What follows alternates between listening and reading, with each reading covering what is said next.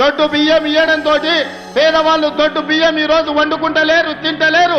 ప్రతి వాడు సన్న బియ్యం తినాలన్న ఆలోచన, కుటుంబాల ఆర్థిక స్థితిగతులు మెరుగాయి. ఈ రోజు మనం పంచిపెట్టే దొడ్డు బియ్యం పేదవాడు వండుకుంటలేడు, తింటలేడు. ఇది మిల్లర్ల మాఫియా లేకపోతే దళారుల చేతుల్లోకి ఈ దొడ్డు బియ్యం వెళ్ళి 10,000 కోట్ల రూపాయలు ప్రతి సంవత్సరం దళారుల దోపిడీకి గురైతున్నాయి. అందుకే ఆలోచన చేసిన పెద్దలు ఉత్తమ్ కుమార్ రెడ్డి గారితో మాట్లాడిన, సహచర మంత్రివర్గ సభ్యులతో చర్చించిన, పట్టి విక్రమార్క గారిని ఒప్పించిన, ఇక దొడ్డు బియ్యం కాదు, ప్రతి పేదవారికి ప్రతి ఒక్కరికి 6 కిలోల సన్న బియ్యం ఇవ్వాలి. ఉగాదో, దీపావళి, సంక్రాంతి పండుగ కాదు, పేదవాడి ఇంట్లో ప్రతిరోజు పండుగ ఉండాలి.